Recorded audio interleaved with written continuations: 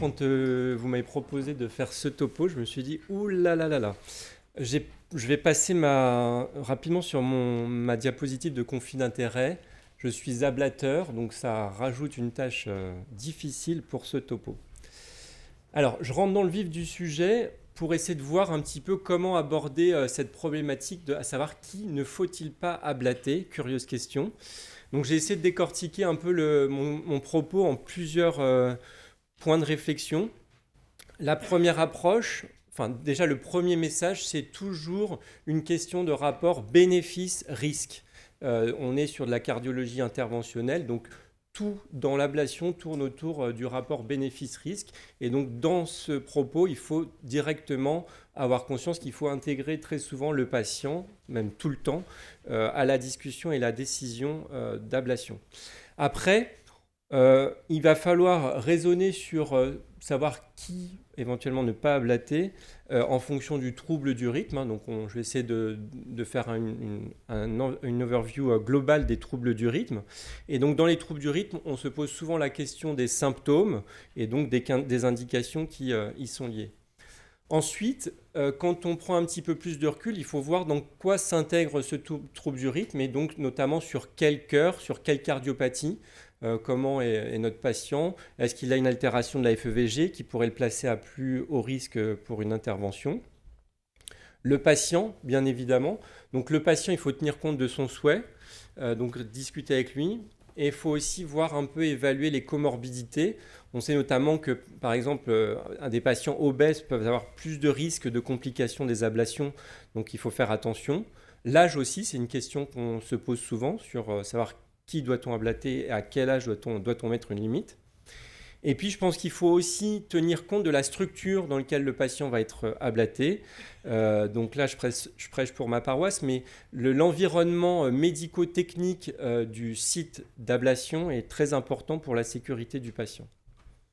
Donc, je vais commencer avec les troubles du rythme et les indications. Alors, quand on me pose la question « qui ne faut-il pas ablater ?» qu'est-ce qu'on peut faire basiquement? C'est aller regarder dans les recommandations de classe 3. Classe 3, je vous le rappelle, ce n'est pas recommandé. Donc ça répond directement à la question. Et donc si je regarde les recommandations sur l'ablation, sur la prise en charge de la fibrillation atriale, des arythmies supraventriculaires, des arythmies ventriculaires, on n'a aucune recommandation de classe 3 qui concerne l'ablation. Donc si vous voulez une recommandation ce soir, il n'y a pas de recommandation pour ne pas ablater les patients dans les 3 documents les plus récents. Donc ça, c'est un message important.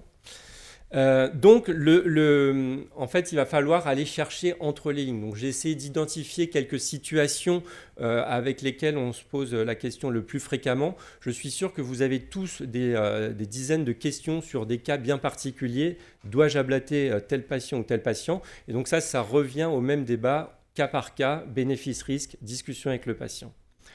Et donc, si on creuse un peu, par exemple, dans les recommandations, je ne vous demande pas de lire tout ça en détail, mais ça, ce sont les recommandations d'ablation pour la fibrillation atriale. Et donc, on voit un message très important arriver rapidement, que je vous souligne en orange, c'est que c'est pour améliorer les patients dans la fibrillation atriale.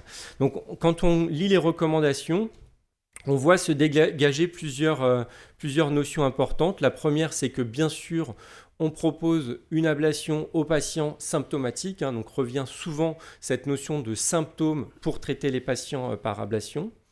Mais aussi, on peut voir dans les recommandations qu'on va traiter les patients en fonction de certaines complications du trouble du rythme qui survient, notamment par exemple la survenue de cardiomyopathie rythmique, d'altération de la FEVG, d'insuffisance cardiaque.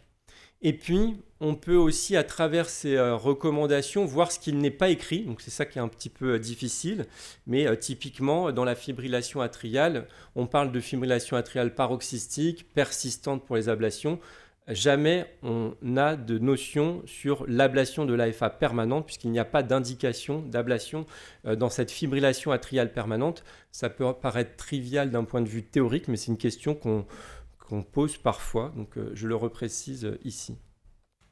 Et donc, quand on parle des symptômes, je pense que notamment pour la fibrillation atriale, C'est très important parce qu'on discute qui faut-il ne pas ablater. On pourrait se poser du coup la question de ne pas ablater les patients asymptomatiques de façon judicieuse. Mais en fait, en pratique, je trouve que c'est assez souvent difficile de déterminer les symptômes. Alors quand les patients ont des palpitations paroxystiques et qui viennent consulter pour ça, c'est facile.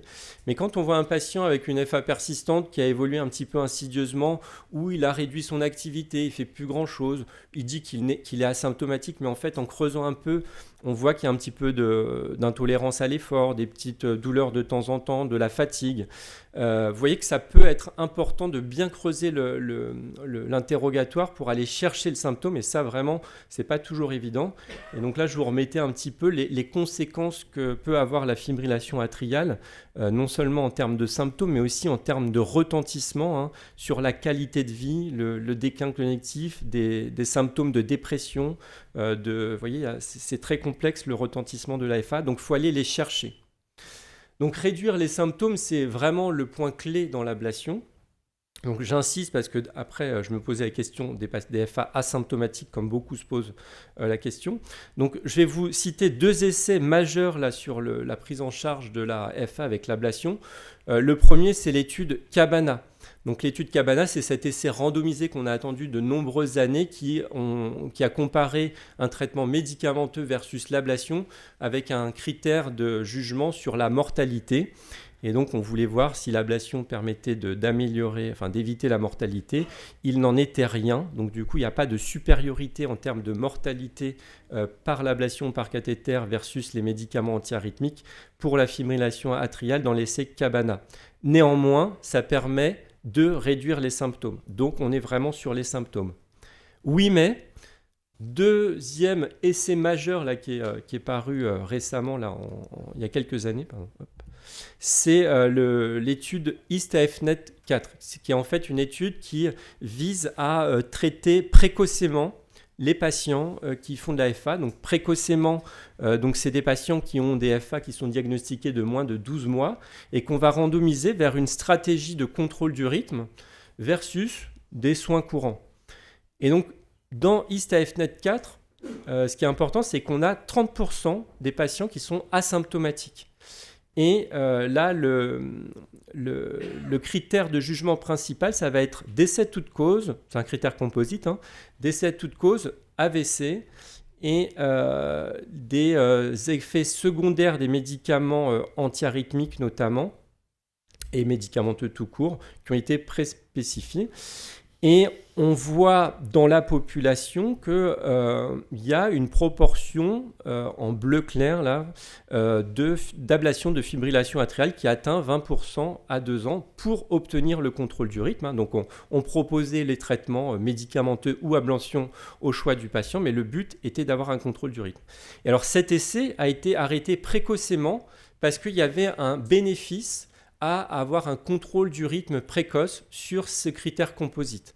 Donc ça, c'est un argument qui ouvre un peu ce domaine de la prise en charge des FA, y compris asymptomatiques. Je vous rappelle ici 30% de patients asymptomatiques avec le rationnel que contrôler ce rythme rapidement peut améliorer les événements cardiovasculaires et le pronostic des patients. Et autre chose sur les FA asymptomatiques, parce qu'il y a pas mal de littérature, mais je trouvais intéressant de partager avec vous ce registre européen qui interrogeait donc les rythmologues sur leur pratique dans la prise en charge de FA. Et donc, il y a plusieurs items. Juste pour vous l'illustrer, à gauche, là, c'est la prescription des anticoagulants. 92% de prescription avec des anticoagulants oraux, on est bon. Par contre, si on voit sur le contrôle du rythme, on voit que beaucoup de patients proposent des ablations aux patients beaucoup de rythmologues proposent des ablations aux patients asymptomatiques. Ça ne figure nulle part dans les recommandations. Et donc, quand on pose la question sur l'ablation de la FA asymptomatique, seulement 23% vont répondre qu'ils pensent que ça n'est pas recommandé. Et on a 54% des médecins qui vont considérer un contrôle du rythme pour les FA asymptomatiques en deuxième intention, après des médicaments antiarythmiques. Donc vous voyez, dans les faits, les gens propose des ablations de fibrillation atriale à des patients asymptomatiques. Pourquoi ? On semble être hors recommandation. Alors pourquoi ? Les hypothèses soulevées sont justement les conséquences de cette ambiance IST-AF-NETR où il y a un intérêt du contrôle du rythme pour limiter les complications, et aussi parce que le taux de complications dans l'ablation de la FA a considérablement diminué ces dernières années, et donc ça rend la procédure un petit peu plus acceptable. Et la conjonction de ces paramètres font qu'on va sur des indications un petit peu plus larges. Donc ça, c'était juste un petit laïus sur la FA, je reviendrai un peu après. Un petit mot sur les arythmies supraventriculaires. Donc les arythmies supraventriculaires, généralement leur pronostic est bon. On propose généralement aux patients les médicaments versus des traitements par ablation. Il faut voir en parallèle le fait que les taux de succès d'ablation, par exemple pour les tachycardies jonctionnelles par réentrée intranodale, vous voyez, c'est sur plusieurs séries, c'est de l'ordre de 97% actuellement, avec une mortalité qui est à 0,01%, complications très basses. Donc on peut proposer les deux aux patients, donc il n'y a pas vraiment ici de non-indication. On va être sur des non-indications plutôt sur des choses complexes, sur les tachycardies atriales multifocales où il y aurait plusieurs sites, dont donc procédures complexes. Donc là, on sera plutôt sur pas d'ablation en première intention. Un petit mot quand même sur les tachycardies supraventriculaires, en tout cas ce qui est du registre des tachycardies supraventriculaires. Il ne faut pas oublier qu'on pourrait être tenté de ne pas ablater un syndrome de préexcitation si le patient est asymptomatique. Néanmoins, il faut bien sûr explorer ces voies accessoires. Je vous rappelle qu'il y a, dans l'ère moderne, avec des publications récentes, on a jusqu'à 1,5% d'incidence de fibrillation ventriculaire chez des patients qui ont un syndrome de Wolff-Parkinson-White. Dans cette série de patients qui n'étaient pas ablatés. Donc attention aux patients asymptomatiques de problèmes rythmiques supraventriculaires, et notamment ces syndromes de Wolff-Parkinson-White, ces préexcitations qui peuvent développer des fibrillations ventriculaires. Donc les TSV, j'ai passé. Un petit mot sur les troubles du rythme ventriculaire. Alors là, les troubles du rythme ventriculaire, le problème c'est que c'est souvent symptomatique et le pronostic vital peut même être engagé. On peut avoir des chocs itératifs pour les patients qui sont appareillés de défibrillateurs. Donc ces patients, on va viser un bon contrôle du rythme. Ça passe très souvent par l'ablation. Plutôt après une première ligne de traitement antiarythmique pour les patients qui ont une cardiopathie. Mais ça peut être totalement en première intention pour tout ce qui est arythmie ventriculaire sur cœur sain. Et les études vont clairement dans le sens de l'ablation pour des études de deuxième intention, ici dans les cardiopathies ischémiques. Il y a une situation qui est assez fréquente en pratique courante, c'est les ESV. On pose souvent la question si on doit ablater des ESV. Alors vous savez que les ESV, elles peuvent être symptomatiques. Si elles sont symptomatiques, on proposera un contrôle du rythme, y compris avec l'ablation. En revanche, si elles ne sont pas symptomatiques, on peut craindre le développement de cardiomyopathie rythmique. Et dans ce cas-là, on regarde un petit peu la charge en ESV sur les holters et on surveille la FEVG. Si en gros on a plus de 10% de SV asymptomatique, mais moins de 20% avec un VG non dilaté, sans dysfonction de la FEVG, on pourra clairement s'abstenir et poursuivre la surveillance de ces ESV. Alors ça, c'est souvent les conclusions d'évaluation que je fais, où je propose au cardiologue qui a adressé le patient de poursuivre la surveillance. Donc c'est un des rares cas où je dis non, on ne va pas ablater. Quand on me pose la question, mais il faut poursuivre cette surveillance, et c'est vrai que parfois c'est un peu anxiogène pour le cardiologue d'avoir toutes ces ESV sur et les ECG et le holter, et on se pose la question, mais on peut surveiller. Alors, si je revois maintenant, je sors un petit peu de la dimension des troubles du rythme, qui était le gros du topo, et que je passe sur le patient et sa cardiopathie. Il y a une contre-indication majeure sur laquelle je passe rapidement, c'est le thrombus intracavitaire. Bien sûr, mettre un cathéter, donc ici par exemple, dans une oreillette gauche avec un thrombus, il ne faut pas, il y a un risque d'AVC. Pour l'ablation de FA, Je vous parlais du rapport bénéfice-risque.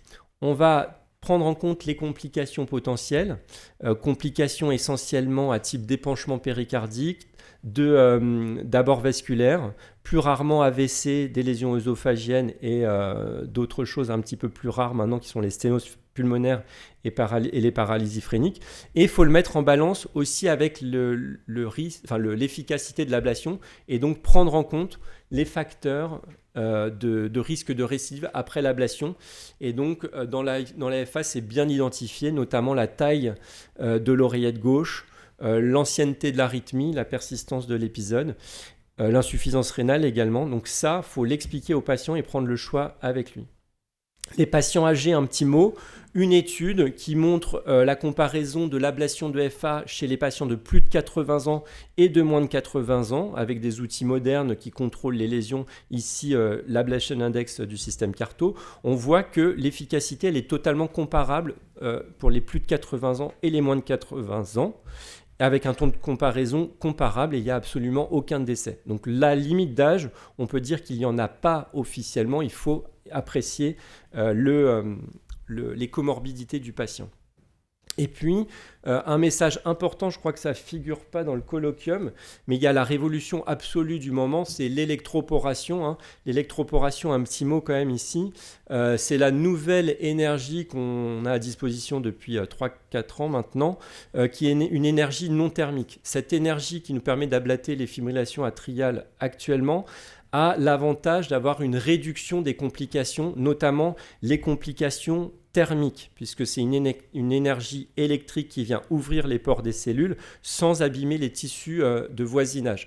Donc en termes de décision d'ablation, clairement, ça nous décomplexe puisqu'on réduit potentiellement les complications, notamment thermiques.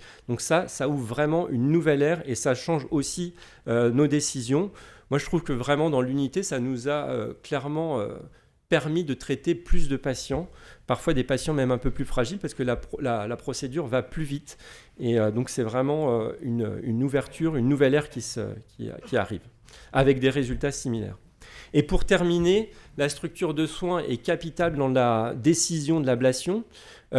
Tout d'abord, dans les recommandations, on voit régulièrement que, par exemple ici sur les TA multifocales où je vous disais qu'il ne fallait pas forcément l'ablater, ils précisent dans les centres expérimentés. Donc c'est vrai que les centres à haut volume, plus les ablateurs ont l'habitude d'aller à droite à gauche dans le cœur, plus le geste sera sécurisé et plus facilement on pourra proposer l'ablation.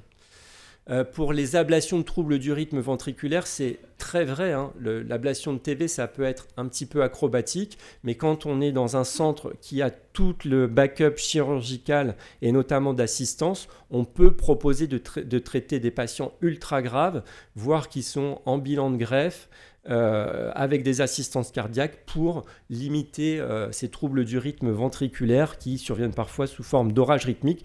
Donc dans les troubles du rythme ventriculaire, même si les patients sont graves, ici on n'aura pas forcément de limite. Et enfin, les procédures complexes sur les centres de référence, c'est important aussi pour toutes les petits tips and tricks qu'on peut rencontrer. Et notamment, on a accès à pas mal de petites choses. Forcément, on développe d'autres choses que l'ablation, parce que ce n'est pas simplement brûler, mais on peut avoir une expertise sur un traitement avec une alcoolisation de la veine de Marshall pour les fibrillations atriales. Au niveau du ventricule, on pourra avoir une expertise peut-être un petit peu plus poussée sur l'abord des ESV du sommet du VG qui n'est pas toujours évidente comme approche, ou bien l'ablation d'extrasystoles qui viennent des muscles papillaires avec l'utilisation de technologies un petit peu plus poussées avec par exemple des cathéters ICE d'écho intravasculaire, et puis aussi des choses un petit peu encore plus rares comme par exemple ici la radioablation des tachycardies ventriculaires. Donc là c'est vraiment de la radiothérapie axée sur le ventricule gauche après une cartographie des troubles du rythme. Donc là on sort de l'ablation classique. Et parfois même un cas récemment fait par Guillaume là, d'une ablation de TV sur un VG avec une double valve aortique et mitrale mécanique avec un abord transapical grâce à l'aide des chirurgiens. Donc vous voyez, le centre ici est clairement important parce que ça peut nous permettre cette approche et le traitement de tous ces patients. Voilà, donc j'ai fait une espèce de vue d'ensemble des points importants qui me paraissaient importants. Donc, qui ne faut-il pas ablater? Alors, on aurait pu répondre basiquement personne, mais ce n'est pas tout à fait vrai, puisque les patients asymptomatiques, généralement, on ne les ablate pas, sauf, on peut se poser la question pour certaines FA, mais celles-ci, il faut aller rechercher les symptômes. Des patients qui ont clairement des voies accessoires avec un risque de fibrillation ventriculaire à l'exploration électrophysiologique, il faut proposer l'ablation. La vraie contre-indication, à mon sens, c'est la présence de thrombus intracavitaire. Le message que je vous ai donné d'emblée, très important, c'est toujours évaluer le bénéfice-risque en discutant avec le patient. Et dans tout ça, il faut clairement tenir compte de l'évolution technologique qui est ultra rapide, même à notre niveau. Les processus de soins s'améliorent, rendant les procédures beaucoup plus légères. Maintenant, on fait clairement beaucoup d'ablations de fibrillation atriale en ambulatoire. Ça représente à peu près 15% de notre activité. Les patients, ils arrivent le matin, ils ressortent l'après-midi et ça se passe très bien. Et donc ça a vraiment évolué. Donc ça crée peut-être un fossé entre ce que nous, on vit et l'expertise que les cardiologues peuvent avoir dans leur cabinet. Donc il ne faut pas hésiter effectivement à ouvrir la discussion sur le cas par cas pour savoir qui peut-on ablater. Voilà, je suis ouvert à toutes vos questions et je vous remercie de votre attention.